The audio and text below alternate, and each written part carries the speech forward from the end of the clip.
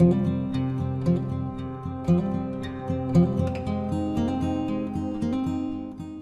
दोस्तों, एडू विशारद YouTube channel पर आपका स्वागत है। आज ये बिल्कुल नया टॉपिक है संधि का, जो बहुत ही इम्पोर्टेंट है हिंदी व्याकरण में। मित्रों, प्रत्येक प्रतियोगी परीक्षा में संधि से संबंधित प्रश्न पूछे जाते हैं, लेकिन आप कक्षा 6वीं से लेकर के कॉलेज तक यूनिवर्सिटी पढ़ चुके हैं, बड़ी बड़ी डिग्री हासिल कर चुके हैं, फिर भी जब प्रतियोगी परीक्षाओं में आप बैठते हैं तो आपको ऐसा लगता है कि कहीं संधि का ये कोई प्रश्न आ जाए और मुझसे न बने। दोस्तों, आज मैं दावा करता हूं फुल कॉन्फिडेंस के साथ कि संधि का इस चैप्टर को आप यदि अच्छे से लगन के साथ पढ़ते हैं तो कोई भी ऐसा शब्द आपको नहीं ऐसा आएगा परीक्षा में कि आपसे न बने। यह किस संधि का है, इसकी संधि पहचानिए, संधि विच्छेद कीजिए। तो आइए इसको हम शुरू करते हैं। तो सबसे पहले हम देखते हैं मित्रों कि संधि क्या है। देखिए, जब दो समीपवर्ती वर्णों के मेल से जो परिवर्तन होता है, जो विकार उत्पन्न होता है, उसको संधि कहते हैं। अब संधि और समास दो चीजें हैं। तो संधि में वर्णों का मेल होता है, दो वर्णों का आपस में मेल संधि में होता है, और समास में शब्दों का मेल होता है। जैसे कि यहां पर देखिए, वाक धन ईस बराबर वागीस हुआ। अब यहां पर वर्णों का मेल हुआ, ये क जो स्वर रहित है और बड़ी ई का मेल होकर के ग हो गया। यहां पर दो वर्णों का मेल हो रहा है, इसलिए ये संधि है। और समास में जैसे राजा का पुत्र राजपुत्र, तो समास में शब्दों का मेल होता है। ये बहुत छोटा सा ये अंतर है, और इस कॉन्सेप्ट को आप हमेशा ध्यान रखिए कि संधि और समास में क्या अंतर है। तो संधि में वर्णों का मेल होता है और समास में शब्दों का मेल होता है। तो यहां पर आप संधि की परिभाषा और संधि समास में अंतर को समझ गए होंगे। अब आइए हम चलते हैं इसके भेद में। तो संधि का जो भेद है, तो मुख्यतः ये तीन प्रकार से, स्वर संधि, व्यंजन संधि और विसर्ग संधि। मित्रों देख लीजिए, स्वर संधि, व्यंजन संधि और विसर्ग संधि। आज मैं पूर्ण रूप से स्वर संधि और उसके भेद पर चर्चा करूंगा। ये जो तीन प्रकार हैं, स्वर संधि, व्यंजन संधि, विसर्ग संधि, तो इस तरह से मैं आपको ट्रिक के साथ बताऊंगा कि आप बिल्कुल भूल ही नहीं सकते हैं। तो स्वर संधि किसे कहते हैं? जब स्वर का स्वर के साथ मेल होता है, स्वर और स्वर दोनों तरफ रहते हैं, ध्यान दीजिएगा। जब स्वर का स्वर के साथ मेल होता है तब स्वर संधि होती है। व्यंजन संधि में क्या होता है? व्यंजन का मेल जब व्यंजन अथवा स्वर के साथ होता है। जैसे मान लीजिए कि यहां पर आप देखिए, दिक धन गज बराबर दिग्गज। यहां पर क जो यहां पर ये हलंत लगा हुआ है, इसको हल बोलते हैं, ये लगा हुआ है। जब यह जो स्वर सहित है अर्थात पूर्ण रूपेण व्यंजन है, इसका मेल जब इस व्यंजन के साथ हो रहा है, ग के साथ हो रहा है, तो यहां पर ग निर्मित हुआ, दिग्गज बना। तो व्यंजन संधि किसे कहते हैं? जब व्यंजन का मेल व्यंजन और स्वर दोनों के साथ, व्यंजन अथवा स्वर के साथ होता है। लेकिन ये बिल्कुल कन्फर्म है कि प्लस के इधर जब हम संधि विच्छेद करते हैं तो व्यंजन ही रहेगा। आइए हम विसर्ग संधि देखते हैं। तो जब विसर्ग का मेल स्वर अथवा व्यंजन के साथ होता है, जब विसर्ग का मेल, विसर्ग किसे कहते हैं? ये जो दो बिंदु आती हैं, इस तरह से ये दो बिंदु, इसको हम विसर्ग बोलते हैं। इनका जब मेल स्वर अथवा व्यंजन के साथ होता है, जैसे निधन आहार, निधन आहार बराबर हुआ निराहार। तो ये तो हुआ संक्षिप्त थोड़ा सा इसके जो प्रकार हैं, संधि के तीन प्रकार हैं, स्वर संधि, व्यंजन संधि, विसर्ग संधि। याद कर लीजिए, स्वर संधि, व्यंजन संधि और विसर्ग संधि। जब दो स्वरों का मेल होता है, स्वर का स्वर के साथ मेल होता है तो स्वर संधि होता है। जब व्यंजन का मेल व्यंजन अथवा स्वर के साथ होता है तो व्यंजन संधि होती है। और जब विसर्ग का मेल स्वर अथवा व्यंजन के साथ होता है तो विसर्ग संधि होती है। अब बहुत आसानी से तीनों में हमको पहचानना हो तो हम पहचान सकते हैं। जैसे जब हम देख लें, जब हम संधि विच्छेद करते हैं उस शब्द का, और देख लीजिए कि दोनों तरफ स्वर हैं, इधर भी स्वर है इधर भी स्वर है, तो स्वर संधि होगी। बिल्कुल आप मार दीजिए कि यह स्वर संधि है। आप विच्छेद करिए शब्द का, एक तरफ जब व्यंजन आ जाए, और व्यंजन को पहचानने का सबसे आसान तरीका है कि जो भी अक्षर रहेगा यहां पर हलंत आएगा, तब उसको हम मानेंगे व्यंजन। ऐसे तो यहां भी कह सकते हैं कि धर्म, धन, अर्थ, जैसे लिखा हुआ है ना, ये धर्म यहां पर लिखा हुआ है, धन, अर्थ। अब आप कह दीजिए कि म व्यंजन है, ऐसा नहीं है।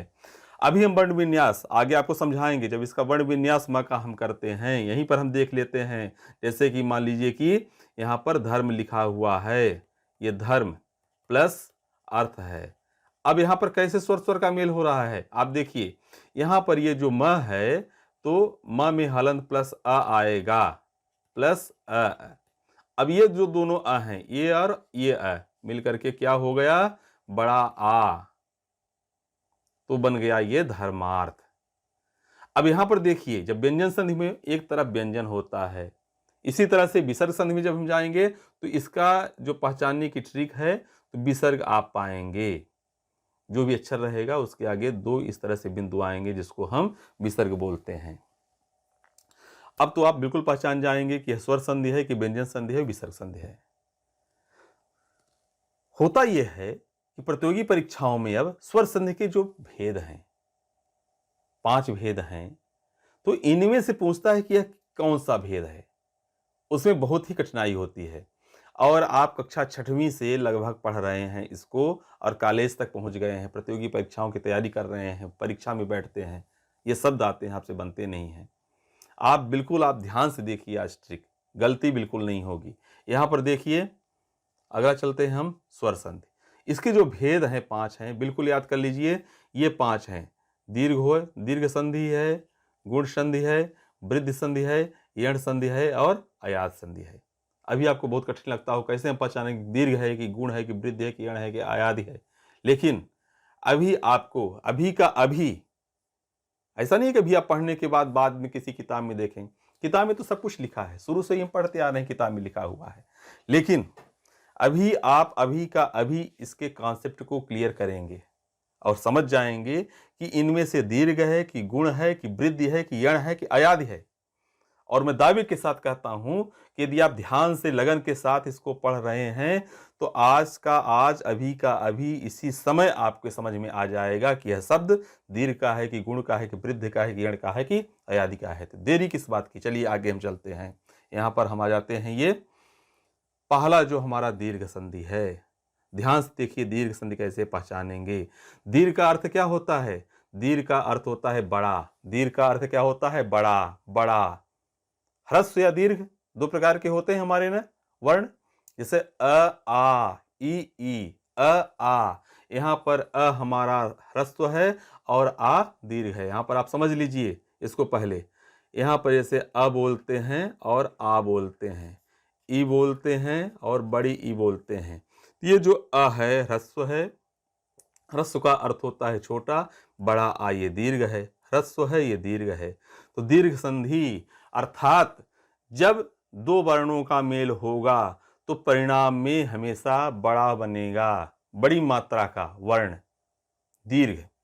अब यहां पर आप देख लीजिए कि जब अ ई उ का मेल अ ई उ के साथ होता है, अब अ ई उ ह्रस्व या दीर्घ हो, अर्थात अ आ ई उ का मेल जब अ आ ई उ यहां पर हम लिख दिए हैं ह्रस्व या दीर्घ, तो हमेशा इसका परिणाम ये होता है कि दीर्घ होता है। आ ई उ, जैसे कि यहां पर देखिए देव धन अर्चन, देव अर्चन।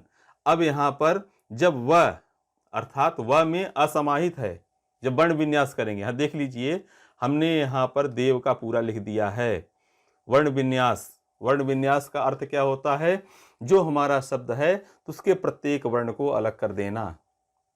इसके पहले आप वर्ण और अक्षर में अंतर पढ़ चुके हैं, मैं अच्छी तरह से बताया हूं। नहीं तो आप देख लीजिए जो पुराने हमारे वीडियोज हैं, फिर भी यहाँ पर जब ये उल्लेखित हो गया है तो आपको समझा रहा हूँ। जैसे कि मान लीजिए यहाँ पर राम शब्द है, यहाँ पर राम है, और कोई आपसे पूछता है कि इसमें कितने अक्षर हैं, इसमें 2 अक्षर होंगे, एक रा होगा और एक म होगा, लेकिन कितने वर्ण हैं। जब वर्ण की बात आएगी तो वर्ण पहचानने के लिए हम वर्ण विन्यास करते हैं। जैसे राम का वर्ण विन्यास करेंगे, र हलंत प्लस बड़ा आ प्लस यहाँ पर म में हलंत प्लस छोटा अ। आप यहाँ देख लीजिए 1 2 3 4, 4 वर्ण हुए, कुल 4। राम में 4 वर्ण हैं और 2 अक्षर हैं। तो हम वर्ण पहचानने के लिए उस शब्द में जो हमारे अक्षर हैं उसको वर्ण विन्यास करते हैं, अलग अलग वर्णों में विभाजित करते हैं। तो जब हम देव का वर्ण विन्यास यहाँ पर करेंगे तो द हलंत प्लस ए, यहाँ ए की मात्रा स्वर को अलग करेंगे, प्लस यहाँ पर व ये है हलंत लगा के, प्लस यहाँ पर हम लिखेंगे अ, ये जो बड़ा सा प्लस लिखा हुआ है ये यहाँ पर है ये, और अर्चन, अर्चन का वर्ण विन्यास ये है। वर्ण विन्यास का भी प्रश्न आता है प्रतियोगी परीक्षा में, वर्ण विन्यास भी पूछा जाता है, किसका वर्ण विन्यास, सही वर्ण विन्यास कौन सा है, इसमें कितने वर्ण हैं, इस वर्ण विन्यास को मिलाकर के कौन सा शब्द बनेगा। यदि मित्रों आपका कॉन्सेप्ट क्लियर हो जाता है, आप अच्छी तरह से समझ जाते हैं, तो प्रश्न कैसे भी घुमा फिरा करके पूछे आप उसका उत्तर समझ ही जाएंगे, आपसे बन जाएगा। तो सबसे पहले मुख्य बात यह है कि आप उसको समझ लें। प्रश्नों के तो कई प्रकार हो सकते हैं, तो यदि आप उस टॉपिक के कॉन्सेप्ट को अच्छी तरह से समझे हैं तो निश्चित तौर पर उत्तर आपसे बन जाएगा। यहां पर देखिए अर्चन का वर्ण विन्यास मैंने लिख दिया। अब यहाँ पर लास्ट वर्ण जो है देव का तो अ आया है, और यहाँ पर अर्चन का ये अ है, दोनों अ मिलकर के बड़ा आ हो गया, अर्थात दीर्घ हो गया। तो दीर्घ हो गया तो यहाँ पर देवार्चन हो गया, बड़ा वा, देवधन अर्चन बराबर देवार्चन। इसी तरह से कविधन इंद्र बराबर कवींद्र, लघुधन उत्तर बराबर लघुत्तर होगा। दीर्घ संध बिल्कुल पूरी तरह से बन जाएगा। 3 वर्ण याद रखिए आप, अ ई उ, ह्रस्व हो अथवा दीर्घ हो।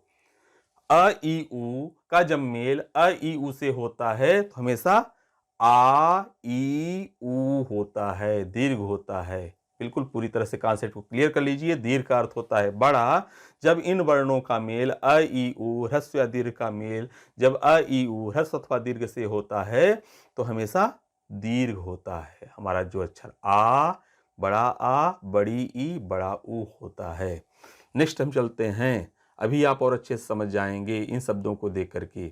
दीर्घ संधि के देखिए ये शब्द हैं, वीरांगना, वीरांगना बड़ा रा, नवागत, रेखांश, महानंद, रवींद्र, गिरीश, योगींद्र, नारीश्वर, भानुदय, साधुर्जा।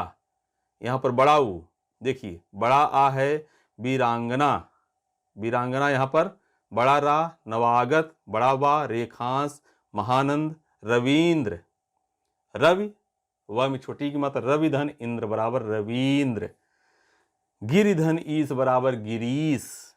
इसी तरह से योगी धन इंद्र बराबर योगींद्र, है ना। नारीश्वर भानुदय, भानुधन उदय बराबर भानुदय हो जाएगा, भानु छुटाव की मात्रा जब छुटाव से होता है भानुदय। साधुर्जा, मधुत्सव, वधूर्म, सरयूर्म, भूष्मा। तो इसकी ट्रिक जो है, ये ट्रिक है, इसको आप याद रखिए। दीर्घ का अर्थ होता है बड़ा, तो जब आ ई उ ये जो वर्ण हैं, जब दीर्घ में इसके परिणाम स्वरूप जब ये वर्ण बनते हैं तो दीर्घ स्वर संधि होती है। अभी तो आपको ये बिल्कुल समझ में आ गया होगा। जब ये पांचों आप समझ लेंगे, दीर्घ, गुण, वृद्धि, अयादि, तो एक नज़र में एट ए ग्लांस में दिखाऊंगा चार्ट बना करके, तो आपको फिर कॉन्सेप्ट अच्छी तरह से क्लियर हो जाएगा। लेकिन अभी आपको समझते चलिए। और हाँ, यदि मान लीजिए आपको समझ में नहीं आ रहा है, किसी भी शब्द में समस्या है, तो कमेंट बॉक्स में आप लिख करके बताइए, निसंकोच लिखिए, मैं उसका उत्तर बताऊंगा। कोई दूसरा शब्द है आपको समझ में नहीं आ रहा तो उसको आप पूछिए, बताइए। और इसके पहले आगे हम बढ़ें तो हमारे इस चैनल को आप सब्सक्राइब करिए। सबसे पहले सब्सक्राइब करने के बाद बेल आइकॉन को प्रेस करिए और ऑल पर क्लिक करिए, जिससे कि जो भी वीडियो हम अपलोड करें तो उसके आप अपडेट्स हो जाएं, अर्थात आपको नोटिफिकेशन मिल जाए, आप समझ जाएं कि नया वीडियो आया है नए टॉपिक पर, आप पढ़ पाएं। बहुत अच्छा अवसर है कि आप पूरा हिंदी व्याकरण एक ही मंच पर, एक ही जगह, प्रत्येक टॉपिक को अच्छे से समझ रहे हैं। और मैं वादा करता हूं मैं समझाऊंगा। कहीं भी यदि कुछ भी आपको शंका होती है, कहीं आपको समस्या होती है, जरूर पूछिए मुझसे, कमेंट बॉक्स में लिखिए, मैं उसका उत्तर दूंगा और बताऊंगा, और उस पर अलग से वीडियो बनाऊंगा, वीडियो के माध्यम से बताऊंगा। और हाँ, इसके बाद इस वीडियो को आप शेयर कीजिए। शेयर इसलिए कीजिए कि दूसरे विद्यार्थी लाभान्वित हो सके। लॉकडाउन है, कहीं दूसरी जगह कोचिंग पढ़ने नहीं जा सकते हैं, तो घर बैठ करके अच्छे से अपनी तैयारी कर सके। बेरोजगारी बहुत है, तो रोजगार की तलाश में परीक्षा देना पड़ता है। तो आप शेयर करेंगे तो लाभान्वित होंगे, उनको लाभ पहुंचेगा। ये आपका उपकार होगा, परोपकार है ये। और लाइक करिए और मुझे बताइए कि यह मेरा पढ़ाया हुआ आपको कितना समझ में आ रहा है अथवा नहीं आ रहा है। नेक्स्ट चलते हैं दीर्घ संधि के बाद। यहां पर अगला हम आते हैं गुण संधि पढ़ने से पहले गुण, वृद्धि, यण और अयादि। दीर्घ तो हो गया, तो एक ट्रिक यहां पर हम बताते हैं, इसको आप बिल्कुल समझ लीजिए और बहुत ही सरल ट्रिक है। इस ट्रिक के माध्यम से आप फटाफट समझ जाएंगे कि यह गुण है कि यण है कि अयादि है कि वृद्धि है, कौन सी स्वर संधि है। ट्रिक ये है कि जब आप छोटे थे, पहली में थे, तो इसी क्रम से तो आपने स्वर वर्णमाला को आपने याद किया था। अ, आ, ई, उ, री, ए, आए, ओ, आओ, बिल्कुल क्रम से है, क्रमशः है। जब आप पहली कक्षा में थे तो इसी तरह से वर्णमाला को याद किए थे। अ, आ, ई, उ, री, ए, आए, ओ, आओ। अब इसको 3 भागों में हम विभाजित करते हैं। अब ध्यान दीजिए, आ इसको हम मानते हैं ये पहला सेट है, ए मानते हैं इसको, ई से लेकर के री तक को, यहां तक इसको बी मानते हैं, और ए, आए, ओ, आओ इसको हम सी सेट में मानते हैं। 3 सेट हमारे तैयार हो गए। थोड़ा सा ध्यान देंगे, बिल्कुल सरल है, याद तो हो ही जाएगा आ से लेकर के ओ तक। तो कैसे इसको विभाजित करेंगे यहां पर आप समझ ही रहे हैं। अब देखिए बहुत ही सरल है कि किसका मेल किससे होता है।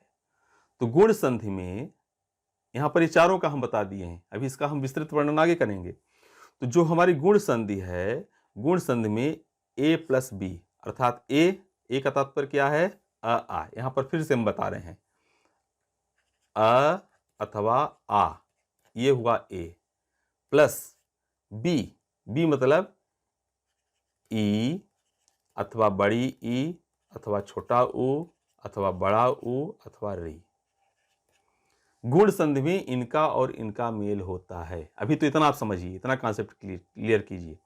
इसी तरह से जो वृद्धि संधि है ए प्लस सी, ये तो याद हो जाएगा।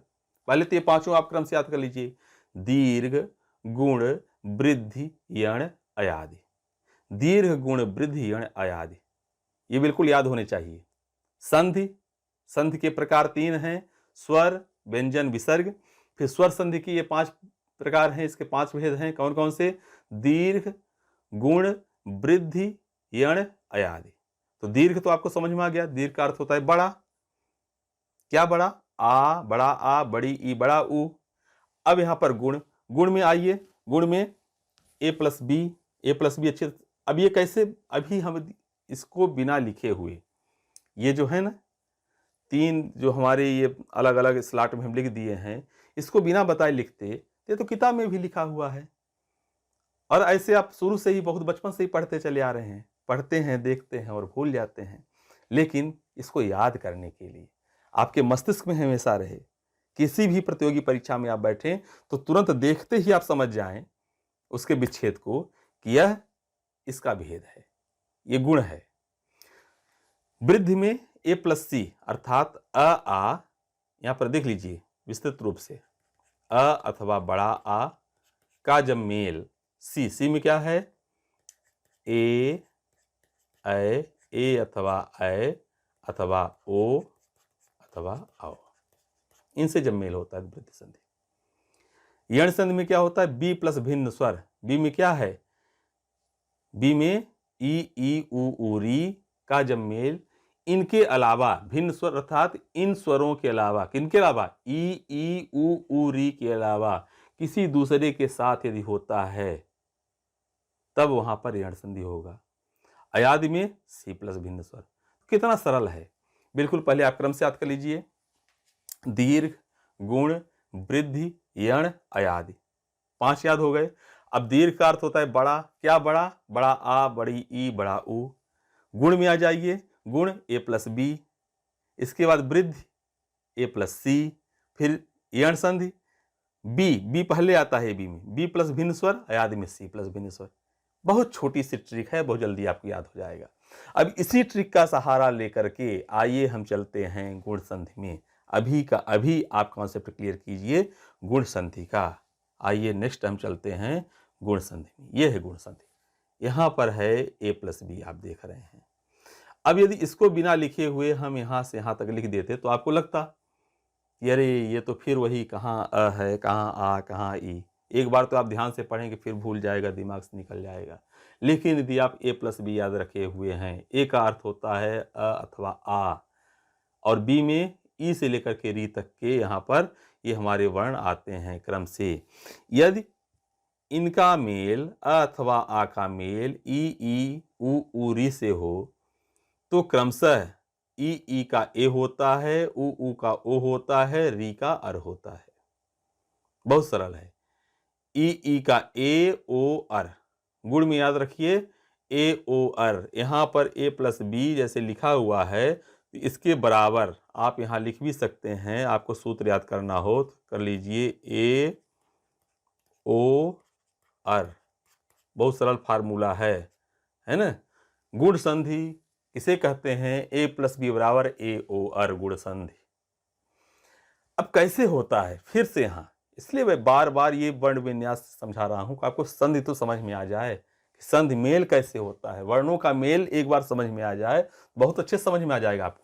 जैसे मान लीजिए कि यहाँ पर ये शब्द है नर धन इंद्र बराबर नरेंद्र। अब यहाँ पर र का वर्ण विन्यास होगा र में हलंत प्लस अ, यहाँ पर प्लस ई, तो ये अ और ये ई मिलकर के ए हो गया। कैसे हुआ? यहाँ पर देख लीजिए, अ आ का मेल जब ई से होता है तो ए बनता है। ठीक, अब यहाँ पर देखिए कैसे नरेंद्र कैसे होगा, न तो पूरा आएगा, लिख दिया। अब इस र और ये ई मिलकर के ए हो गए, लेकिन किसके साथ हुए? र के साथ हुए। तो र लिख करके र तो पूरा आएगा, यहां क्लियर भी आप कर लीजिए। र में हलंत ये बचा हुआ है, मेल किसका हो रहा है? आ का हो रहा है। तो र न र और यहां पर ए लिख लीजिए आप, है ना। और फिर ये इंद्र पूरा लिख लीजिए। तो ई का भी मेल ए से हो गया है, ई हट जाएगा, ई यहां से चला गया, लुप्त हो गया, तो क्या बचा? ये बचा। अब ये थोड़ा सा अटपटा दिख रहा है, लेकिन इसका अर्थ होगा, देखिए न र और ए है तो ए की मात्रा और ये नरेंद्र। यदि इसको आप समझ गए इस तरह से इन सब चीज़ों को, तो आप बहुत अच्छे से संधि को समझ जाएंगे, तत्काल समझ जाएंगे, कहीं भी आपको समस्या नहीं होगी। इसी तरह से वीर धन उचित बराबर वीरोचित, महाधन ऊर्जा बराबर महोर्जा, देवधन ऋष बराबर देवर से। अब एक नज़र हम देखते हैं जो हमारा ये गुण संधि है, तो गुण संधि के जो कितने प्रकार के शब्द होते हैं, कुछ शब्दों को देखते हैं। जैसे कि सत्येंद्र, परमेश्वर, महेंद्र, यथेष्ट, राकेश, परोपकार, जलोर्मी, महोदय, गंगोदक, महोष्मा, सप्तर्षि और महर्षि। अब इसका ट्रिक क्या है? कोई भी शब्द परीक्षा में आता है तो एक ही नजर में आप समझ जाए कि यह गुण संधि है। कैसे आप समझेंगे? आधार रेखा के ऊपर यदि ये मात्रा होती है अ अथवा ओ की, यहां पर देख लीजिए, ए अथवा ओ की मात्रा यदि होती है तो वहां पर गुण संधि होगा। सब में लगा हुआ है, यहाँ पर सत्येंद्र में है, परमेश्वर में ए है, महेंद्र में ए है, यथेष्ट में है, राकेश में है, परोपकार में है, यहाँ पर महोदय है, यहाँ पर गंगोदक है, यहाँ पर महोष्मा है। हर जगह यहाँ पर ए अथवा ओ की मात्रा। तो गुण संधि आप याद कर लीजिए। इसकी ट्रिक क्या है? आधार रेखा के ऊपर यदि आपको ये मात्राएं दिखती हैं, ए और ओ की मात्राएं दिखती हैं, तो गुण संधि होगा। फिर से एक बार देख लीजिए, दीर्घ संधि बड़ा, क्या बड़ा? आ ई ऊ बड़ा। अब गुण कितना छोटा सा है, ए प्लस बी याद रखिए, ए ओवर हो जाता है दोनों मिला करके। और शब्दों के यदि आप देखते हैं, इसको छोड़िए आप, यदि ये पहचानने के लिए आता है कि निम्नलिखित में से कौन सा शब्द गुण स्वर संधि का है, शब्दों को देख लीजिए। यदि ए और ओ की मात्रा ये दोनों लगी हुई हैं, इसको आप ध्यान से पुनः देख लीजिए। यदि ये मात्रा है तो आप बिल्कुल आंख बंद करके मार दीजिए कि यह गुण संधि है, बिल्कुल गलत नहीं होगा। नेक्स्ट हम चलते हैं वृद्ध संधि में। वृद्ध संधि जैसा कि अभी हम चर्चा किए थे, फिर वही सूत्र हमारा जो ट्रिक है ए प्लस सी। ए क्या है? अथवा आ है। सी में क्या आते हैं? ए ऐ ओ औ आता है। इन दोनों के मेल से इसके बराबर ऐ होता है अथवा औ होता है। कितना सरल है, वृद्धि संधि बहुत बहुत ही सरल है। अब यहाँ पर देखिए, जैसे कि 1 धन 1 बराबर 1 1, उसी तरह से वर्ण विन्यास हम का के यहाँ किए हैं, क को तोड़ दिए हैं, क हलंत प्लस यहाँ पर अ प्लस ए यहाँ पर आ गया तो अय हो गया, 1 1 बन गया। अब वृद्धि संधि कितना सरल है, ए प्लस सी बराबर क्या हो जाता है, वृद्धि हो जाती है। वृद्धि अर्थात वह बहुत सयाना हो जाता है, उससे बड़ा हो जाता है, बढ़ जाता है। क्या बढ़ जाता है, आय और अव हो जाता है। ठीक है, अब देखिए इसके कुछ शब्दों को देख लीजिए तो आप समझ जाएंगे। शब्द है लोकेशणा, धनेश्वर्य, सदैव, महेश्वर्य, वनौषध, परमोदार्य, महोषध, महोदार्य। अब इन शब्दों को यदि हम एट ए ग्लांस देखते हैं, एक बार में यदि आप देखिए तो क्या आपको दिखाई दे रहा है, सभी के ऊपर इसकी मात्रा ए की लगी हुई है। तो इसका ट्रिक क्या है, वृद्धि कैसे हम पकड़ेंगे, यदि किसी भी शब्द के ऊपर ए की मात्रा लगी हुई है, इस शिरोरेखा के ऊपर यदि डबल ओ है, इस तरह से यदि बना हुआ है, ये आप देख रहे हैं, जैसे कि लोकेशणा में है, धनेश्वर में है, सदैव में है, महेश्वर में है, वनौषध में है, परमोदार में है, यदि ये अ की मात्रा है तो बिल्कुल आंख बंद करके आप कह दीजिए कि यह वृद्ध स्वर संधि है, बिल्कुल कंफ्यूजन नहीं। 3 हम पढ़ चुके हैं क्रम से, फिर एक बार देख लीजिए कि स्वर जो दीर्घ स्वर संधि था किसमें था, दीर्घ अर्थात बड़ा, क्या बड़ा, बड़ा आ, बड़ी ई, बड़ा ऊ। फिर गुण में आ जाइए, गुण में क्या था, ए ओवर हो जाता है। और यहाँ पर इसकी ट्रिक है कि इसको आप ध्यान में रखिए कि ये मात्रा मिल जाए तो आपको वृद्धि संधि होगी। नेक्स्ट हम चलते हैं यण संधि में। यण संधि का फार्मूला हम पढ़े थे, बी प्लस भिन्न स्वर, ध्यान रखिए। अयादि का क्या होगा, सी प्लस भिन्न स्वर, क्रम से हैं। यण के बाद अयादि आता है, यण में बी प्लस भिन्न स्वर और अयादि में सी प्लस भिन्न स्वर। तो यहां पर ये जो बी प्लस भिन्न स्वर यहां पर है, तो बी क्या है, अभी इसी को केवल इसी चैप्टर के कोई देखता है तो समझ ही नहीं पाएगा कि बी क्या है, बी प्लस भिन्न स्वर। तो आप उसी फार्मूला को जरूर याद रखिए। अब इतना भर समझ में नहीं आएगी, इस वीडियो को कोई बीच से देखता है तो सोचेगा कि ये क्या है बी प्लस भिन्न स्वर, ABCD कहां से आ गया, ये बीजी व्यंजक गणित का कहां से चलने लगा। लेकिन जब ट्रिक हम पढ़ते हैं तो ट्रिक इसी तरह से होती है, उसके कॉन्सेप्ट को इसी तरह से क्लियर करते हैं। बी का अर्थ हुआ ई उ री प्लस भिन्न स्वर। इनका जब मेल होता है तो क्या परिवर्तन होता है, क्या विकार उत्पन्न होता है, ई का य हो जाता है, उ का व हो जाता है, री का र हो जाता है। य व र याद रखिए, यहां पर आप लिख लीजिए य व और र, 3 अक्षर। तो ये जब 3 अक्षर आप याद रखेंगे तो यहाँ पर यण लिखा हुआ है तो पहला अक्षर इसका यह है, तो यह इसका भी पहला है, तो यह वर आपको आसानी से याद हो जाएगा, यह वर। अब देखिए कैसे इसमें होता है, शब्द एक हम देखते हैं, अतिधन अधिक बराबर अत्यधिक, और उसी तरह से यहाँ पर पूरा क्लियर ये मैं समझाया हुआ हूँ कि किस तरह से इसका परिवर्तन हो गया। अब एक नज़र आप यहाँ पर डालिए, आप इन सभी शब्दों को देखिए तो अभी आपको यण संधि समझ में आ जाएगी। शब्द कैसे हैं, यद्यपि, इत्यादि, अत्याचार, उपर्युक्त, प्रत्युपकार, न्यून, दिव्यागमन, स्वच्छ, अन्वय, स्वागत, पितृनुमति, मात्राज्ञा और मातृक्षा। मातृक्षा आपको ऐसा शब्द है तो एक शब्द को मैं यहाँ पर समझा दिया हूँ, मातृधन इच्छा।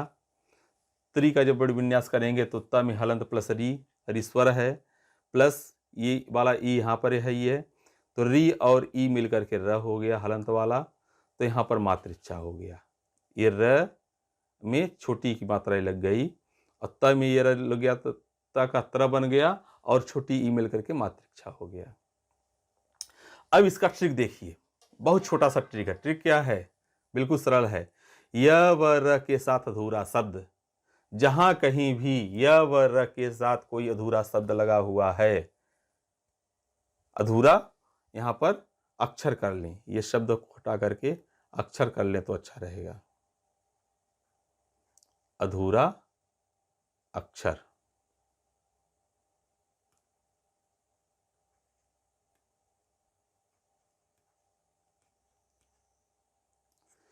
यदि य व र के साथ अधूरा अक्षर हो तो क्या हो जाता है, हमेशा यण संधि होती है। अब कैसे अधूरा होगा, यहां पर देखिए, यद्यपि, ये यद्यपि ऐसा लिखा हुआ है, इसको ऐसा भी लिखा जाता है, यद्यपि।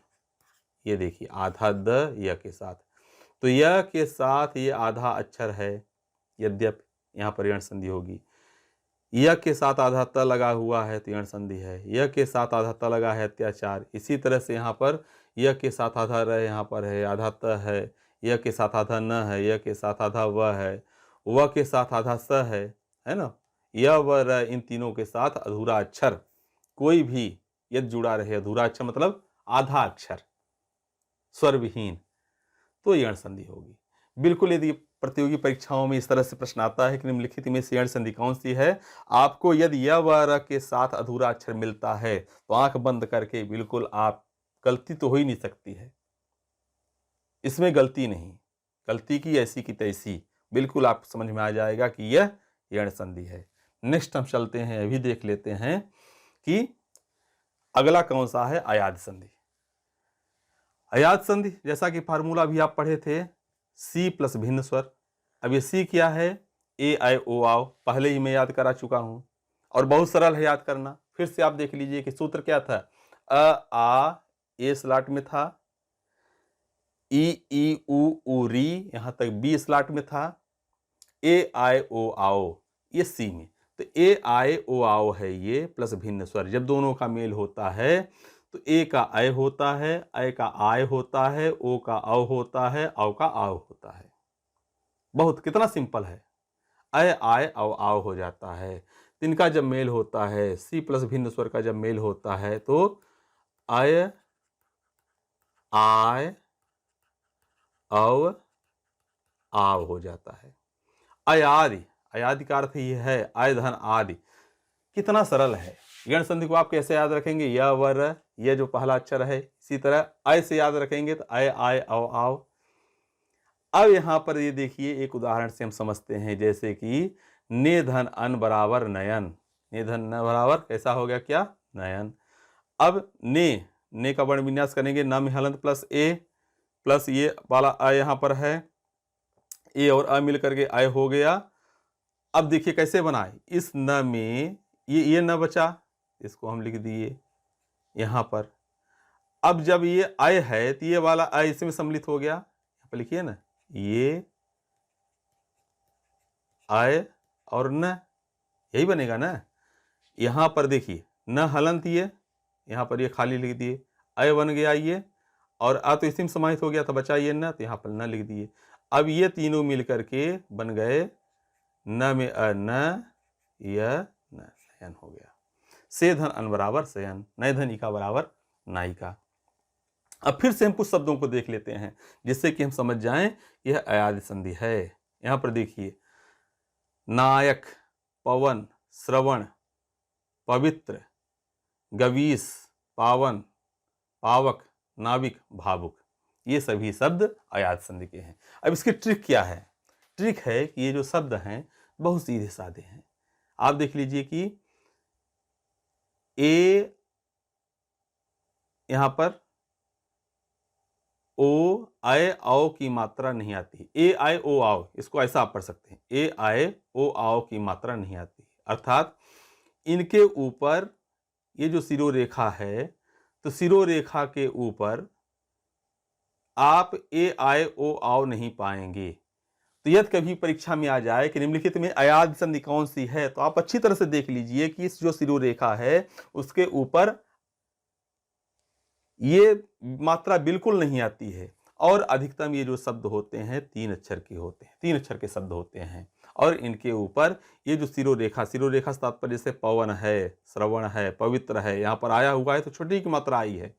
गवीस में यहाँ पर देखिए शिरोरेखा के ऊपर बड़ी की मात्रा आई है, लेकिन ए आय ओ आओ की मात्रा नहीं आई है। तो जब ए आय ओ आओ की मात्रा न आए तो आप आंख बंद कर कह सकते हैं कि यह अयाद संधि है। बिल्कुल मत भूलिए, अयाद संधि अर्थात लगभग अधिकतम 3 अक्षर का शब्द होता है और शिरोरेखा के ऊपर बिल्कुल पूरी तरह से ए आय ओ आओ की मात्रा नहीं होती है, तो हम समझ जाएं कि वह अयाद संधि है, एक बिल्कुल झटके में। अब यहाँ पर हम एट ए ग्लांस देखते हैं, इसको आप देख लीजिए तो अभी आपको पूरी तरह से जो अभी तक आपने अध्ययन किया पांचों का अलग अलग दीर्घ, गुण, वृद्धि या अयादि, दीर्घ, गुण, वृद्ध, यण, अयादि। ये स्वर संधि के ये 5 भेद लिख दिए हैं। दीर्घ है, गुण है, वृद्धि है, यण है, अयादि है। तो एक एट ए ग्लांस से आप देख लेंगे फिर एक बार तो आप बिल्कुल नहीं भूल सकते हैं। दीर्घ संधि, दीर्घ का अर्थ होता है बड़ी, बड़ी मात्रा का। क्या बड़ी? आ ई उ। गुण संधि में क्या होता है? अय और ओ की मात्रा होती है, जैसे कि पुष्पेंद्र, नरेश, हितोपदेश। वृद्धि संधि, वृद्धि मतलब होता है वह बूढ़ा हो गया है। क्या बूढ़ा? ये मतलब बढ़ गया है, मतलब अय की मात्रा सदैव हो गया, परमौषध हो गया, महोदार्य हो गया। जब ये दोनों इस तरह से दो सींग, वृद्ध याद रखिए, इस तरह से यदि दो सींग उसके ऊपर लगे हुए हैं, शिरोरेखा के ऊपर दो सींग आ रही है तो वहां पर वृद्ध होगा। वृद्ध ऐसे याद रखिए, वृद्ध दो सींग इस तरह से। तो यहाँ पर सदैव है, दो हैं यहाँ पर, सदैव में देख लीजिए, सदैव, परमौषध है, महोदार्य है, तो यहाँ पर वृद्ध संधि है। यण संधि कैसे याद रखेंगे? य व र के पहले आधा, फिर यहाँ पर ये अक्षर, इसको मान लीजिए आप आधा अक्षर, जैसे इत्यादि, दिव्यागमन, पित्राज्ञा। य व र के पहले यदि आधा अक्षर कोई दूसरा मिला हुआ है तो वहां पर यण संधि होगी। अयाद संधि, अयाद संधि ये बिल्कुल ए आए ओ आओ की मात्रा नहीं आती है। 3 अक्षर के शब्द होते हैं, गायक है, भवन है और भावुक है। तो एट ए ग्लांस पूरी तरह से आपको भी याद हो गया होगा। दीर्घ क्या होता है? बड़ा, आ ई उ। गुण क्या होता है? ए और ओ की मात्रा होती है, पुष्पेंद्र, नरेश, हितोपदेश। ट्रिक में चलते हैं। वृद्धि, सींग, बड़ा।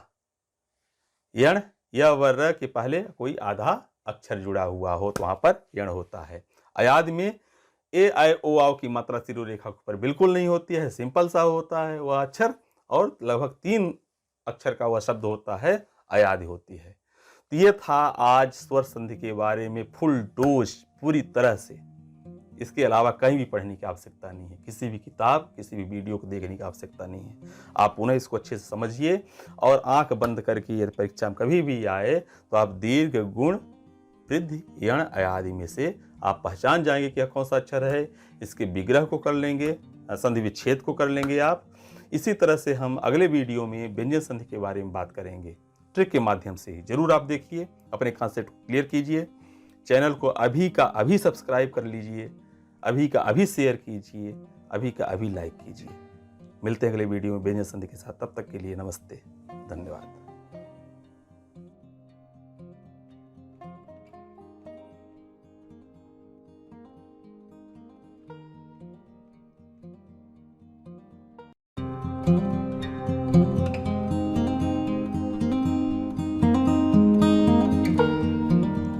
हेलो दोस्तों, ईडू विशारद यूट्यूब चैनल पर आपका पुनः स्वागत है। आज बहुत ही मजेदार टॉपिक लेकर के आए हैं, जिसको आप बहुत कठिन भी मानते हैं, संधि के अंतर्गत व्यंजन संधि। इसके पहले अभी आपको मैं स्वर संधि बताया था, कितना आनंद आया था ना।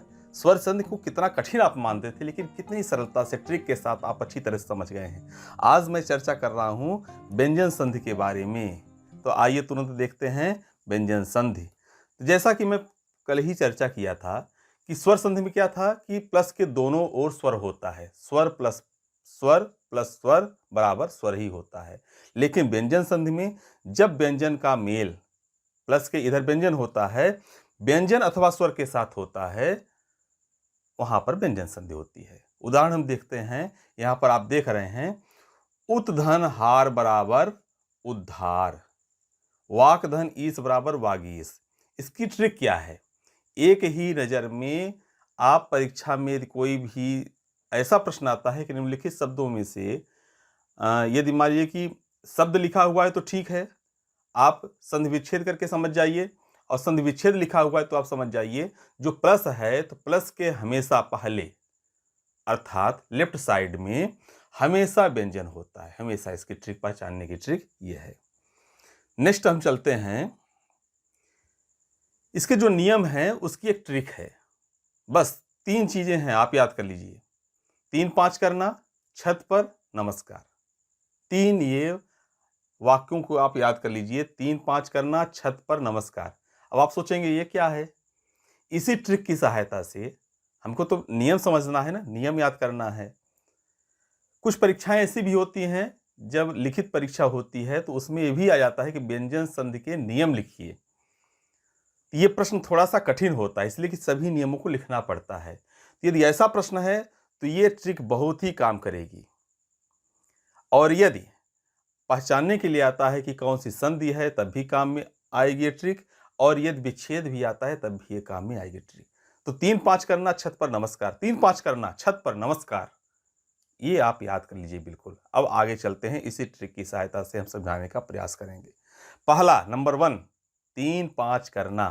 तो यहाँ पर 3 नियम क्या है, यहाँ पर देखिए जल्दी से। पहले वर्ण का तीसरे वर्ण में परिवर्तन, जो 3-5 है ना, ये तो ट्रिक है। अब इसका इससे क्या संबंध है नियम से? तो पहला जो नियम है कि जो पहला वर्ण हमारा जो वर्णमाला है, क ख ग घ ङ च छ ज ञ ट ठ ण त थ द न प फ ब म य र ल व, ऐसा आपको याद होगा। तो क ख ग घ ङ च छ ज झ ञ ट ठ ड ढ अण, पहला वर्ण कौन सा है? प्रत्येक जो हमारा वर्ग है, प्रत्येक लाइन है क च ट त प।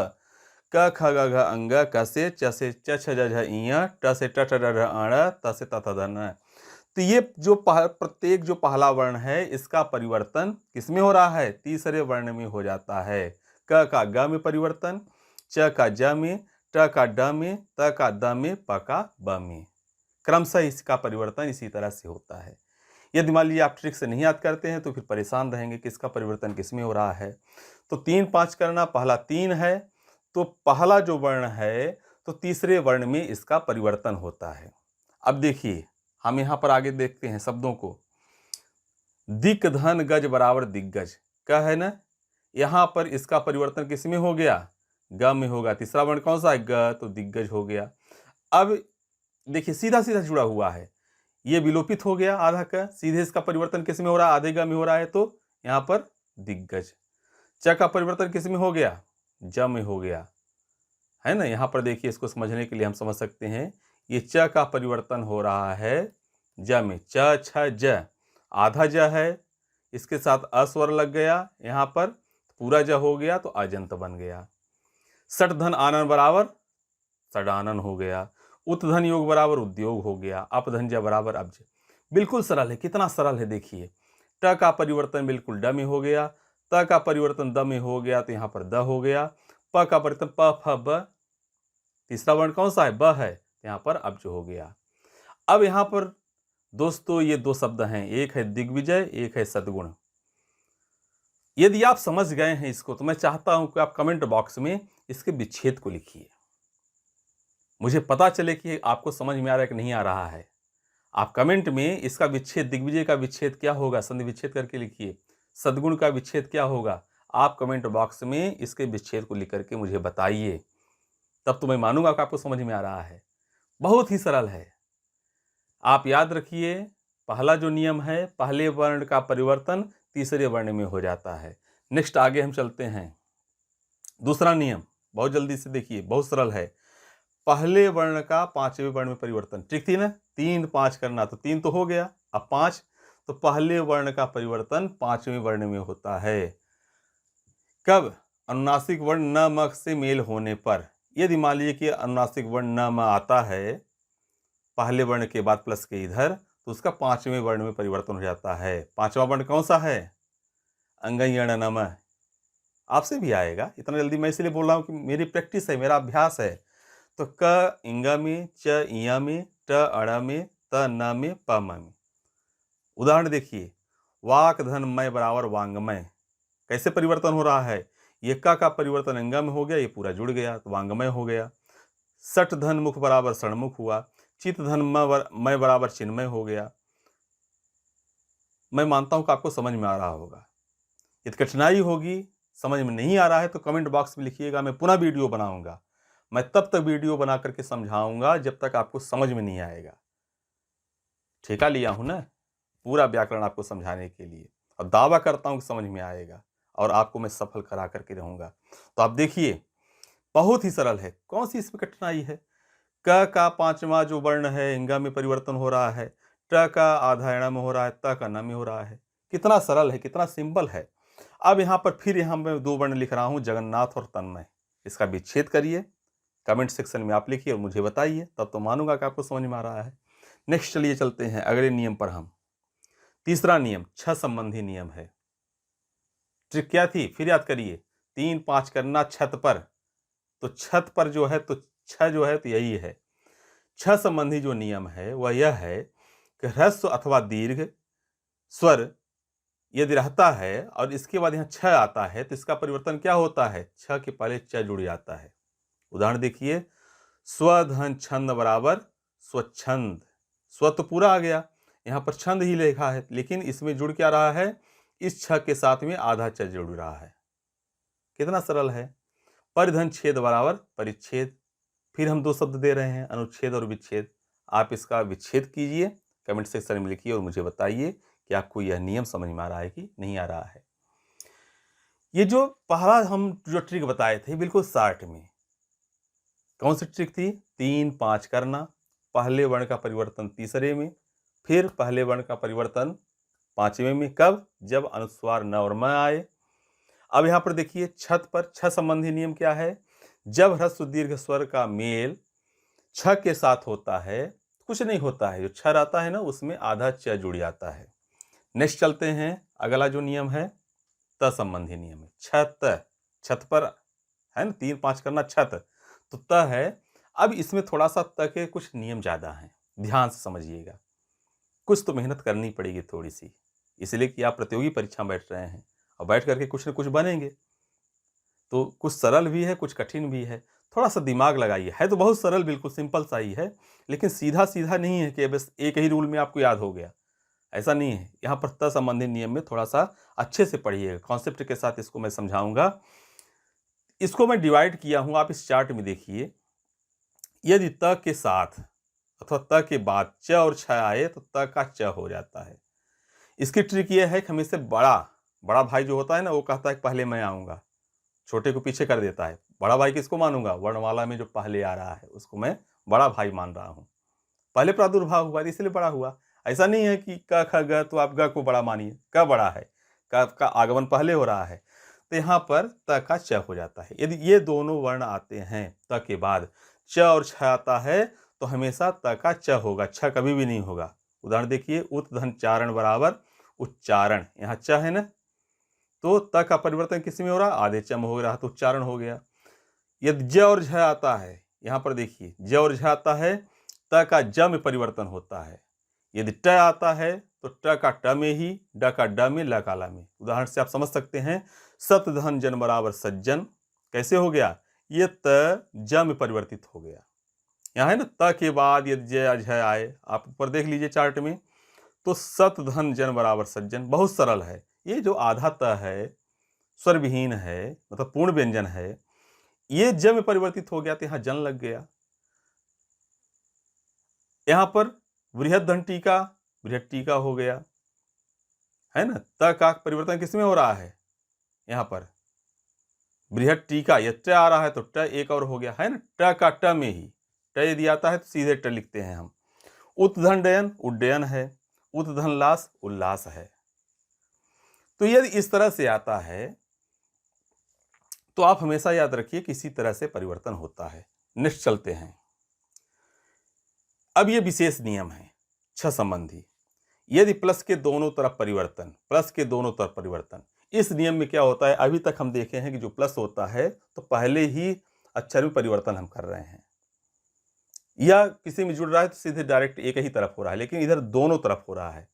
कैसे हो रहा है, यदि त के बाद स आता है तो त च में परिवर्तित होगा और स छ में।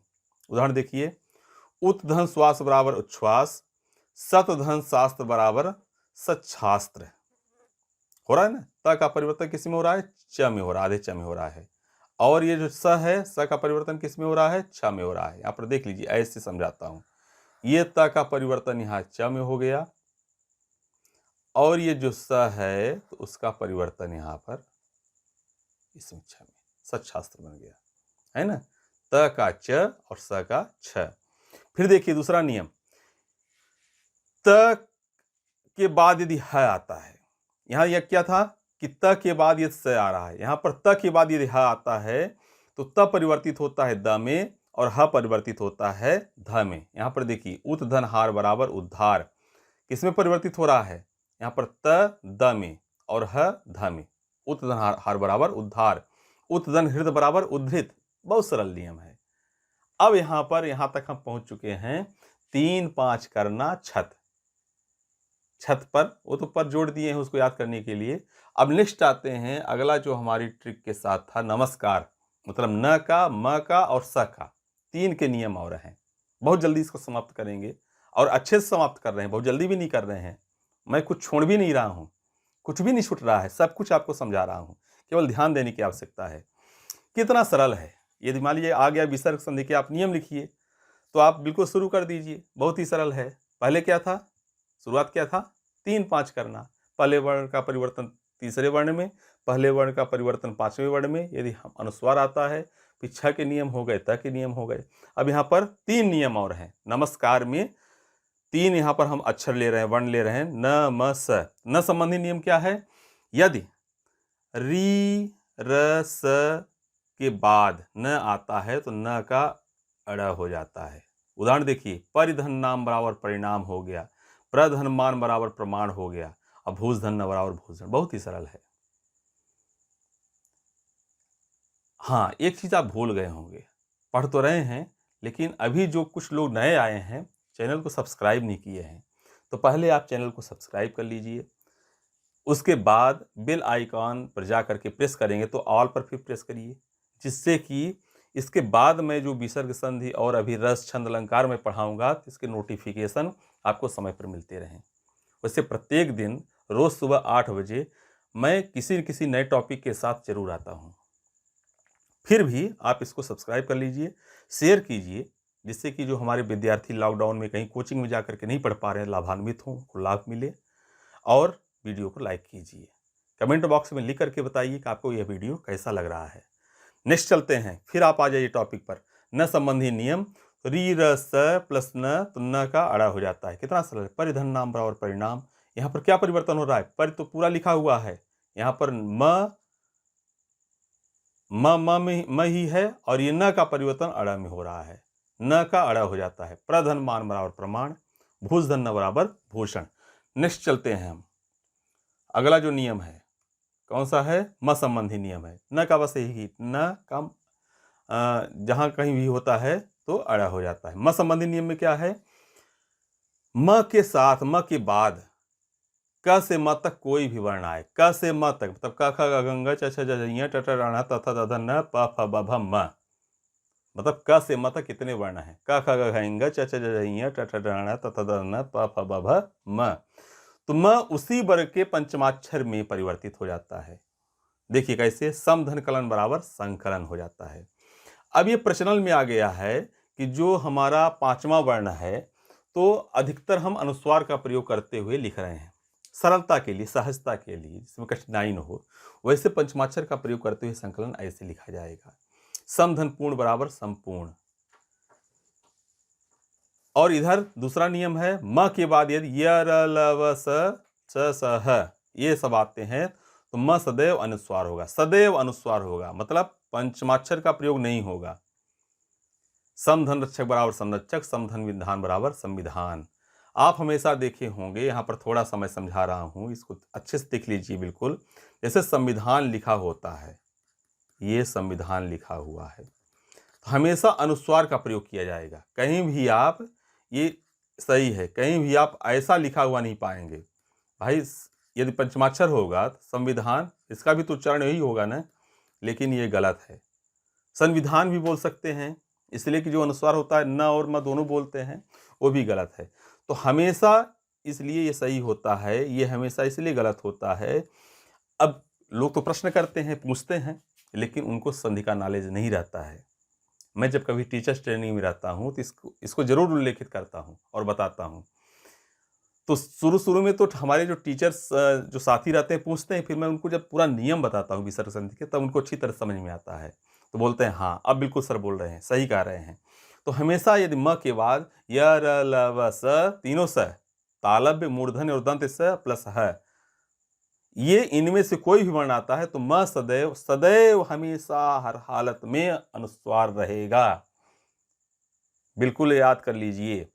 तो समधन रक्षक बराबर संरक्षक हो गया और समधन विधान बराबर संविधान हो गया। तीसरा नियम क्या है? म के बाद यदि म आता है तो कोई परिवर्तन नहीं होगा, सीधे जुड़ जाएगा। समधन मान बराबर सम्मान, यहाँ देखिए आधा म है ना, ये मान के साथ पूरा जुड़ गया। समधन मति बराबर सम्मति, ये जुड़ गया, कोई भी परिवर्तन नहीं हो रहा है। कितना सरल था, जरूर बताइए आप कमेंट बॉक्स में लिख करके, लिखिए जरूर, मुझे भी पता चले कि आप पढ़ रहे हैं कि नहीं पढ़ रहे हैं। मैं फ्री में पढ़ा रहा हूँ, क्या पैसा लग रहा है आपका? इसी चीज़ को आप यदि पढ़ने जाते हैं कहीं तो आप एक अच्छी खासी फीस दे करके आपको पढ़ाएंगे। और मेरा तो प्रयास ये है कि जो मैं ये वीडियो बना करके आपको समझा रहा हूँ, तो दूसरे वीडियो यूट्यूब पर इससे अच्छे तो लगभग नहीं है। कुछ वीडियोज मैं सुन रहा था तो उसमें बहुत गलत भी बताया गया है, इसके समकक्ष मान सकता हूँ, लेकिन मेरा प्रयास है इस ट्रिक के साथ अच्छे से समझाने के लिए। तो मैं जब इतनी मेहनत कर रहा हूँ आपके लिए, तो आप भी तो थोड़ा ध्यान रखिए, अपनों का ख्याल रखते हुए अपने का, स्वयं का भी तो ख्याल रखिए। यहाँ पर देखिए एक और बचा हुआ है स संबंधी नियम। ये स का स में परिवर्तन हो जाता है। ये जो स रहता है दंत स का मूर्धन्य स में परिवर्तन, लेकिन कब होता है, किस कंडीशन में होता है? स से पहले, मतलब प्लस के इधर अ अथवा आ से भिन्न स्वर कोई आए। यहाँ पर देखिए ई और उ स्वर आया हुआ है। वि धन सम बराबर विषम, तो ये जो स है इसका परिवर्तन किस में हो रहा है? किसमें हो रहा है? मूर्धन्य स में हो रहा है। ये जो वर्णमाला जो मैं पढ़ाया हूं ना इसके पहले, तो वर्णमाला में जाकर के आप देखेंगे तो आपको समझ में आएगा ये तालव्य स, मूर्धन्य स, दंत स कौन कौन से होते हैं, कैसे होते हैं, क्या होता है। विधन सात बराबर विसार, सुधन समा बराबर सुषमा। तो ये विसर्ग संधि का फुल डोज था, सॉरी व्यंजन संधि का फुल डोज, मतलब इसके अलावा तो नियम बिल्कुल नहीं है। विसर्ग संधि इसके बाद में बताऊंगा। तो व्यंजन संधि पूरी तरह से, पूरे नियम, पूरे उदाहरण के साथ, कुछ भी नहीं छूटा हुआ है, आपको मैं समझाया हूँ ट्रिक के साथ। ट्रिक आप याद रखिए, ट्रिक के साथ सिंपल सा नियम है, उसको आप देखिए, ध्यान में दीजिए और इस तरह से पढ़िए। तो बहुत अच्छा लगा, मुझे भी संतुष्टि हो रही, खुशी होती है। बहुत सारे हमारे मित्रों का फ़ोन आता है, फ़ोन करके बताते हैं, कमेंट्स में लिखते हैं, तो मुझे भी लग रहा है कि आप पढ़ रहे हैं और आपकी सफलता ही हमारी सफलता है। इसके बाद मैं विसर्ग संधि पर चर्चा करूंगा, ट्रिक के साथ ही मैं उसके भी नियम बताऊंगा। तो संधि मेरा प्रयास है कि ये लगभग 3 वीडियो इसके हैं, स्वर संधि, व्यंजन संधि, विसर्ग संधि के अलग अलग। तीनों वीडियोस को आप अच्छे से देखेंगे तो बहुत अच्छी तरह से संधि जो प्रारंभ से आपको समझ में ही नहीं आया और आज आप परीक्षा के लिए बैठे हुए हैं, तो आप अच्छे से समझ सकते हैं। फिर मिलते हैं अगले वीडियो में विसर्ग संधि के साथ। तब तक के लिए नमस्कार, धन्यवाद।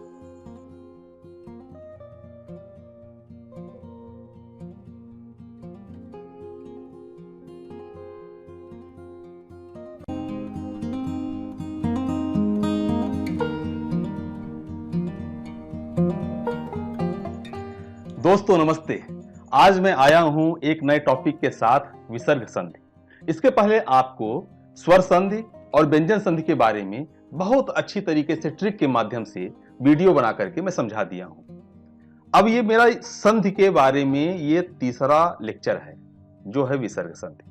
बहुत अच्छे से समझिए, जो समझ में नहीं आए तो निश्चित आप कमेंट बॉक्स में अपने प्रश्नों को लिख करके जरूर पूछिए।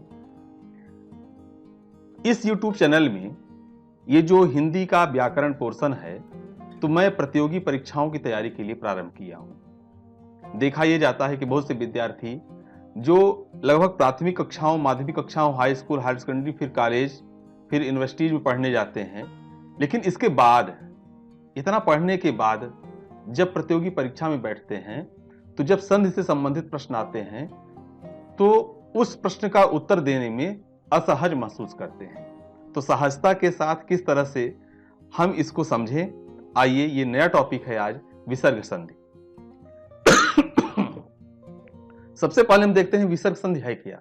देखिए, विसर्ग संधि जब विच्छेद करते हैं, संधि विच्छेद करते हैं, तो सबसे अच्छा इसका तरीका पहचानने का है कि जो धन के पहले जो पहला शब्द लिखा रहता है उसके आगे 2 डॉट रहता है, इसको विसर्ग बोलते हैं।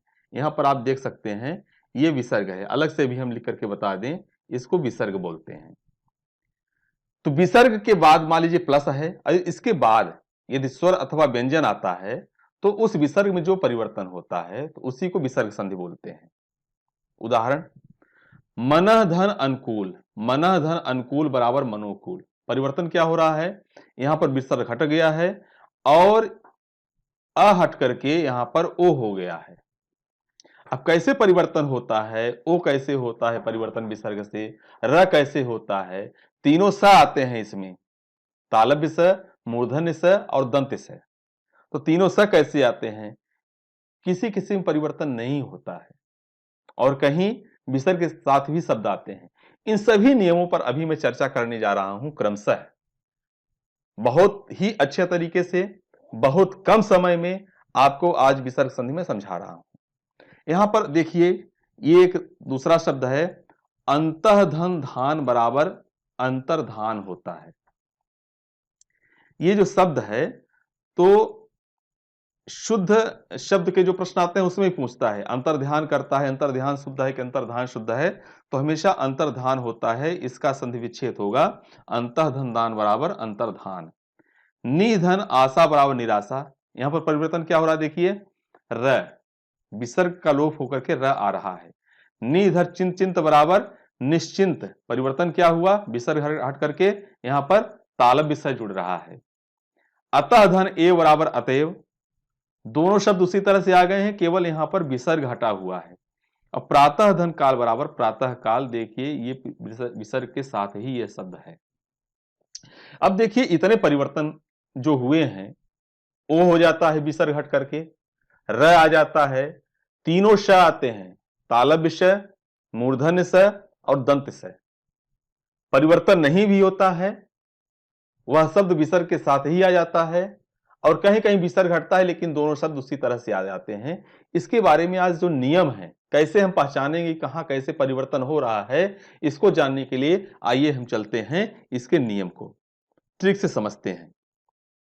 देखिए नियम का ट्रिक, सबसे पहले ये जो सारणी है बहुत ही सरल है, इसमें कुछ भी नहीं लिखा है। यहां पर देखिए, ये मैं क से शुरू किया हूं, क ख ग घ इंग च छ ज झ इय ट ठ ड ढ अण त थ द ध न प फ ब भ म।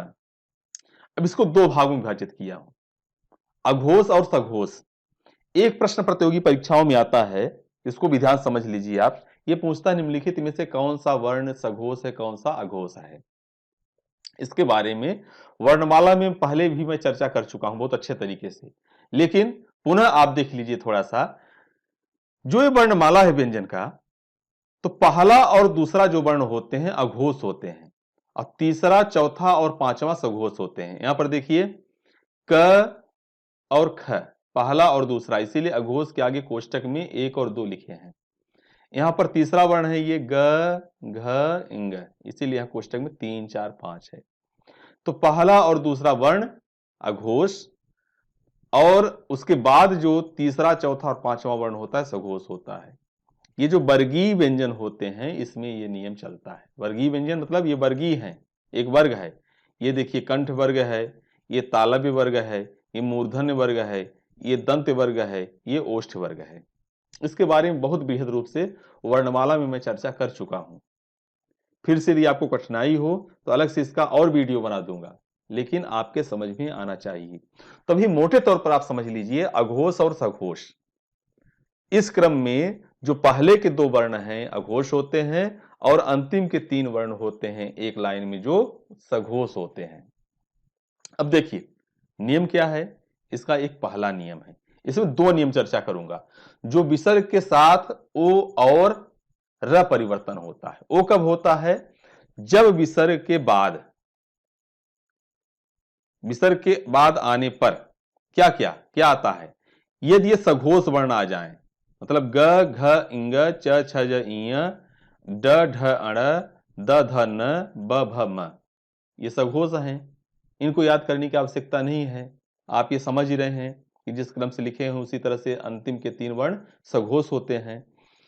और इसके अलावा य र ल व ह और अ भी रहता है। यदि ये आता है और विसर्ग के पहले अ रहता है ना, देखिए जैसे तपह, यहां पर तपह, ये विसर्ग है, जो तपह लिखा हुआ है मतलब प के बाद अस्वर है, इसके बाद विसर्ग है, इसके बाद फिर ब है, ब मतलब ये सघोष वर्ण है।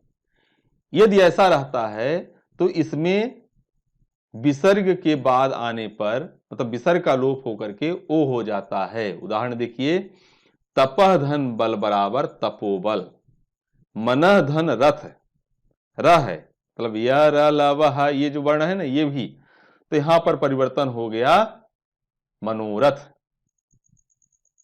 अधः धन गति बराबर अधोगति। अब देखिए अगला नियम क्या है, यदि विसर्ग के पहले, यहां पर क्या था, विसर्ग जो है ये विसर्ग के पहले अ होना चाहिए, लेकिन यदि आ के अलावा यदि विसर्ग के पहले रहता है और बाद में सघोष रहता है, य र ल व होता है, अथवा आ उ ऊह आते हैं, इतनी चीज फिर से देख लीजिए पुनः, विसर्ग के पहले आ के अलावा कोई भी स्वर हो, ई उ ए आए, कोई भी स्वर हो, यदि विसर्ग के पहले अ और आ के अलावा और विसर्ग के बाद यदि सघोष हो, अथवा य र ल व हो, अथवा आ उ छोटा उ और बड़ा उ यदि होता है तो विसर्ग का र हो जाता है।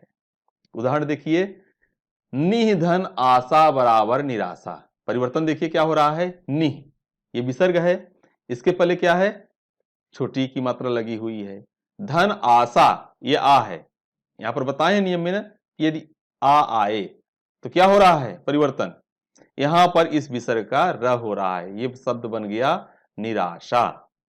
दु धन बल बराबर दुर्बल। अब आपको मैं दिखाता हूं, बल यहां पर भी लिखा हुआ है, बल यहां पर भी लिखा हुआ है, लेकिन यहां तपोबल हो रहा है और यहां दुर्बल हो रहा है, क्यों, क्योंकि यहां पर इस विसर्ग के पहले अ है और यहां पर विसर्ग के पहले अ और आ के अलावा दूसरा स्वर है, कोई भी स्वर हो सकता है। तो यदि विसर्ग के पहले अस्वर रहे और इसके बाद सघोष आए अथवा य र ल व ह हो तो विसर्ग का ओ हो जाता है, फर्स्ट नियम है। दूसरा नियम बहुत सरल है, यदि विसर्ग के पहले अ और आ के अलावा कोई भी स्वर हो और विसर्ग के बाद सघोष हो, अथवा य र ल व हो, अथवा आ उ हो, तो विसर्ग का र हो जाता है। दो परिवर्तन हो रहे हैं यहां पर सघोष के साथ, ओ और र। ओ यहां पर हो रहा है, आप अच्छी तरह से देख रहे हैं, र। आसीह धनवाद बराबर आशीर्वाद, विसर्ग के पहले क्या आ रहा है, बड़ी की मात्रा, और यहां पर धनवाद य र ल व यहां बताए हैं ना, यदि आए य र ल व तो यहां पर परिवर्तन होता है आशीर्वाद। तो मेरा मानना है इसमें आप पहले समझ गए हैं कि अघोष क्या है, सघोष क्या है, तो सघोष के साथ परिवर्तन हो रहा है। अब हम चलते हैं अगला अघोष को देखते हैं, ये तो बिल्कुल सघोष के साथ हुआ। अगला हम आते हैं, यदि आपको समझ में आ रहा है तो आप कमेंट करके बताइए कि बहुत अच्छा समझ में आ रहा है, यदि कोई समस्या है तो उसको भी बताइए।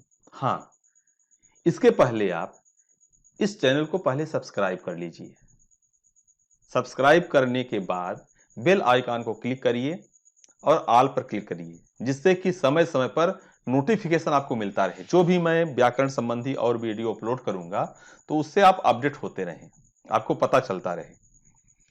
वीडियो को शेयर जरूर कीजिए, शेयर करना उपकार का काम है, दूसरे विद्यार्थी भी लाभान्वित हो सकें, और लाइक कीजिए।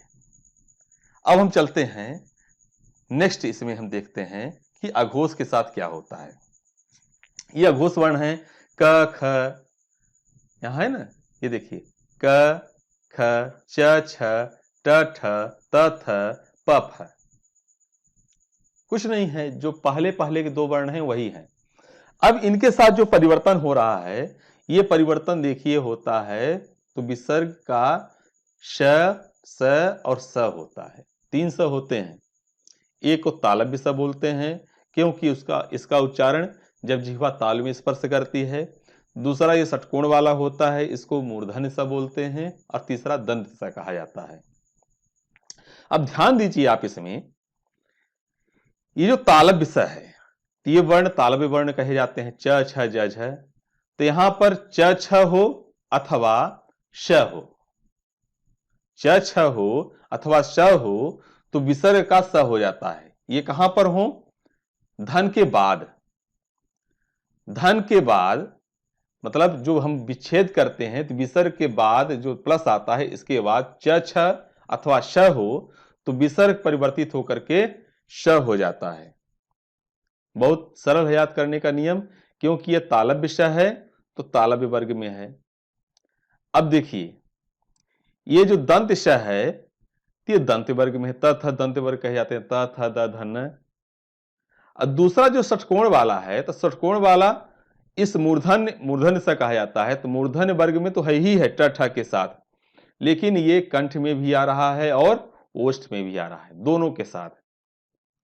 तो आप एक नजर में इसको समझ लें, ये जो चार्ट में बनाया हूं इसकी सहायता से, कि 3 स जो होते हैं, तालव्य स, शक्कर वाला, मूर्धन्य स, षटकोण वाला, सडानन वाला, और तीसरा दंत स, सरवता वाला, सड़क वाला, चाहे सर्प वाला आप बोले। ये तीनों स होते हैं। तीनों को पहचानने का एक तरीका ही बताया था, जीभ जब ऊपर जाए तो शंकर, शंकर, जीभ जब नीचे आए अर्थात दांत में स्पर्श करे तो सड़क, और जब जीभ बीच में रहे, शंकर जी के लड़के हैं षडानन, तो यहाँ पर षडानन, शंकर, सडानन और सड़क। इसके उच्चारण का नियम मैं बताया था बहुत अच्छी तरह से वर्णमाला में। तो ये जो 3 स हैं, तो विसर्ग इन तीनों स में परिवर्तन होता है। तो कब कहां होता है इसको मैं समझा रहा हूं। जब जो मूर्धन्य, देखिए पहला तो है तालव्य विषय, तो तालव्य वर्ण के साथ यदि ये आता है धन के बाद, यहां पर उदाहरण से समझिए तो समझ में आएगा, आपको लगेगा कैसे कैसी बातें कर रहे हैं सर अभी। निधन चिंत बराबर निश्चिंत, यहां पर देखिए च है ना, ये विसर्ग है, धन के बाद च आ गया, तो विसर्ग का परिवर्तन स में हो गया, ये निश्चिंत हो गया। यहां पर यही बता रहे हैं कि ये स जो है विसर्ग का श हो जाता है। दूसरा देखिए, दुधन शासन बराबर दुशासन हो गया, निधन कपट बराबर निष्कपट। अब यहां देखिए निष्कपट हो रहा है, क्यों हो रहा है निष्कपट? यहां क के पहले षटकोण वाला स क्यों लग रहा है, सलजम वाला क्यों नहीं लगा? क्योंकि नियम है, नियम से हम चलेंगे। भाषा का जो व्याकरण होता है नियमबद्ध होता है, सबके नियम होते हैं, इसलिए कि क वर्ग में विसर्ग का षटकोण स होता है, इसलिए यहां पर नी आ गया पूरा, विसर्ग का यहां पर षटकोण के स में परिवर्तन हो गया और कपट पूरा लिख गया, तो हो गया निष्कपट। धनु धन टंकार बराबर धनुष टंकार, ट देखिए ट ठ ड, ट ठ वाली लाइन है, ये मूर्धन्य है, मूर्धन्य के साथ मूर्धन्य स का प्रयोग किया गया। निधन प्राण बराबर निष्प्राण, अब देखिए ओष्ठ वाली जो लाइन है प है, इसके साथ भी स आता है। नमः धन ते बराबर त जो है ये है तथ है, तो विसर्ग का स हो जाता है नमस्ते। कितना सरल है, बहुत सरल है। ये जो तीन स हैं, पहला है तालव्य स, दूसरा है मूर्धन्य स और तीसरा है दंत स। तो दो तो बिल्कुल फिक्स हैं। कौन कौन से फिक्स हैं? तालव्य वर्ग के साथ तालव्य स का प्रयोग, और दूसरा है दंत स के साथ दंत स का प्रयोग। अब बचा एक मूर्धन्य, तो मूर्धन्य वाली लाइन में तो रहेगा ही, एक यहां पर हो रहा है क ख के साथ भी और एक हो रहा है प फ के साथ भी। ये जो वर्ण हैं ये अघोष कहे जाते हैं। किसी भी व्याकरण की किताब में इनको न लिख करके लिखा रहता है यदि अघोष वर्ण के साथ, इनको अघोष बोला जाता है। इसका एक अपवाद है, यहां पर देखिए दु धन ख बराबर दुख होता है, इसमें विसर्ग में बिल्कुल परिवर्तन नहीं हो रहा है। तो प्रत्येक नियम के कुछ न कुछ तो अपवाद होते हैं, क्योंकि भाषा पहले आती है, व्याकरण के नियम बाद में बनते हैं। तो जो उस नियम में उपयुक्त सटीक नहीं बैठ रहा है उसी को अपवाद बोलते हैं, तो अपवाद तो हो ही जाते हैं। अब आगे हम चलते हैं, नेक्स्ट देखिए, इस नियम में जिसमें विसर्ग का लोप हो जाता है, लोप होकर के क्या परिवर्तन होता है? लोप तो होता ही है, कहीं कहीं लोप नहीं होता है, उसकी भी चर्चा हम किए हैं। अब देखिए यहां पर यदि विसर्ग है, अब विसर्ग के बाद ये छ आता है, च छ, तो छ के पहले आधा च जुड़ जाता है। उदाहरण देखिए, अनुधन छेद बराबर अनुच्छेद, अनु लिखा हुआ है पूरा, यहां पर विसर्ग हट गया तो च लग गया और छेद पूरा है। छत्र धन छाया बराबर छत्र छाया।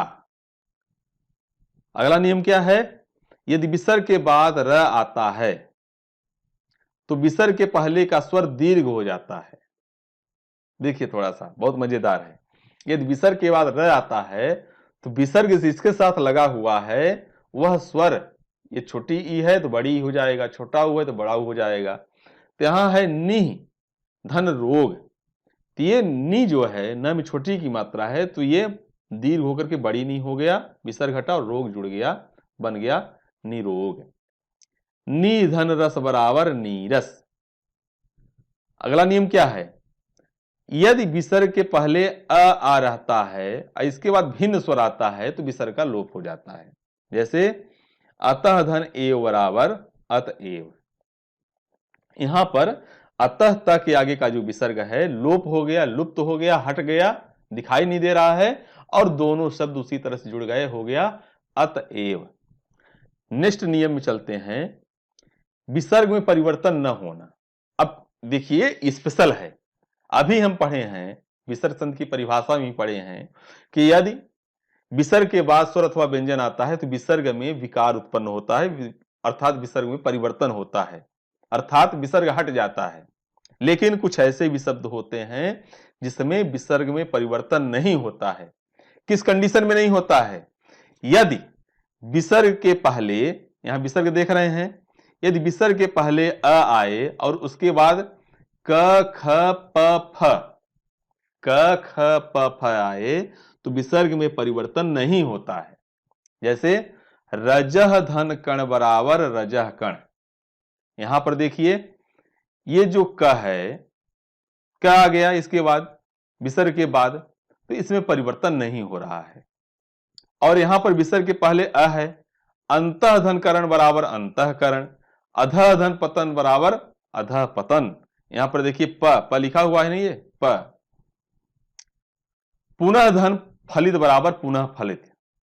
अब देखिए, अब यहां पर अधः तन पतन तो होता है, अधः पतन, अधोपतन नहीं होता, लेकिन इसके पहले जब हम ओ वाले उदाहरण में थे तो एक आपको यहां पर समझाए थे कि अधोगति हो जाता है, अधोगति हो जाएगा,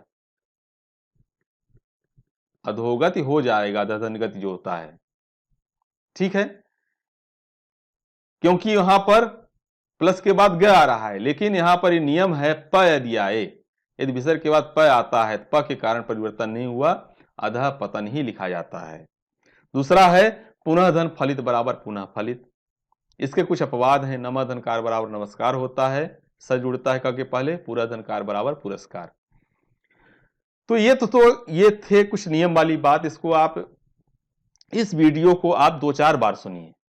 वैसे मेरा प्रयास है कि एक बार जब मैं समझा रहा हूं तो आपको समझ में आ जाएगा, लेकिन फिर भी यदि आपको शंका रहती है कहीं भी तो आप 2-4 बार, 5 बार, 6 बार देखिए, बार बार देखिए तो आपको याद हो जाएगा।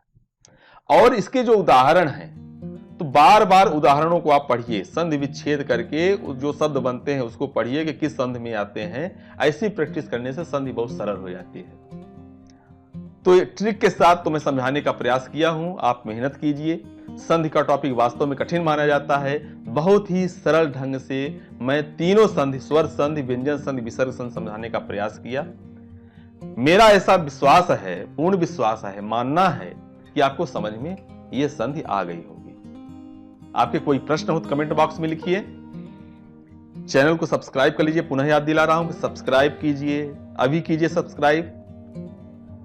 सब्सक्राइब कर लिए हैं। अब यहां पर बेल आइकन जो घंटी का निशान है वहां पर क्लिक कीजिए, ऑल पर क्लिक कीजिए, इससे आपको नोटिफिकेशन आता रहेगा मेरे प्रत्येक वीडियोज के।